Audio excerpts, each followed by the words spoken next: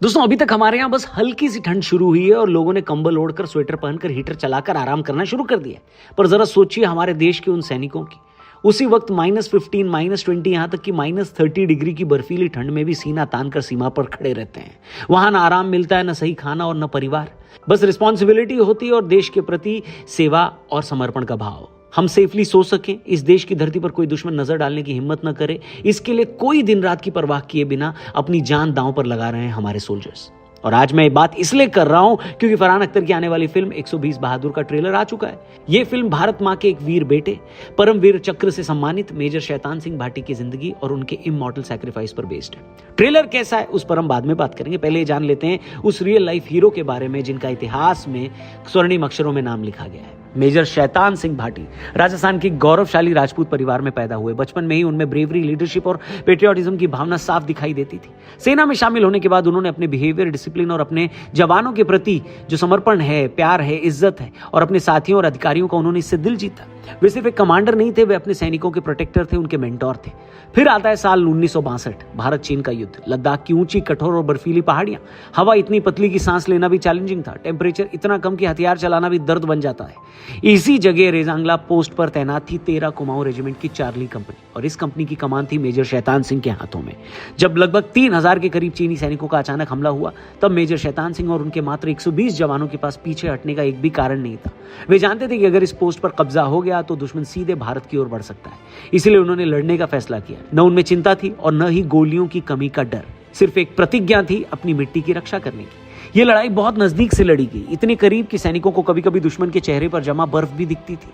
आखिरी गोली तक, आखिरी सांस तक, आखिरी बूंद खून तक मेजर शैतान सिंह अपने जवानों के बीच लगातार घूमते रहे। वे घायल जवानों को संभालते, बाकी सैनिकों को हिम्मत देते और उन्हें यह कहते कि पीछे हटना नहीं है, ये सिर्फ जमीन नहीं, ये हमारी जिम्मेदारी है। अंत में जब वो खुद गंभीर रूप से घायल हुए तब भी उन्होंने कमान नहीं छोड़ी। उन्होंने कहा कि उन्हें हटाया ना जाए, क्योंकि अगर वो हटते तो उनके सैनिकों का मनोबल टूट जाता। अंत तक उन्होंने अपनी ड्यूटी नहीं छोड़ी और वहीं वीरगति को प्राप्त हुए।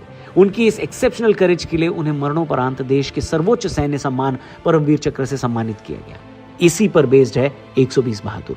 अब बात करते हैं ट्रेलर की। पहली नजर में एक powerful, emotionally charged war drama की झलक देता है।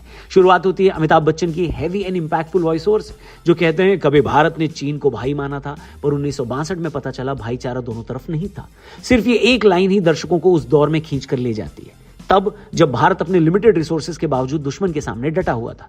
अमिताभ बच्चन की आवाज में वो दर्द, वो गंभीरता, वो भावना साफ झलकती है जो इस फिल्म के टोन को सेट कर देती है। इसके बाद ट्रेलर हमें ले जाता है रेजांगला की आईसी बैटल ग्राउंड पर।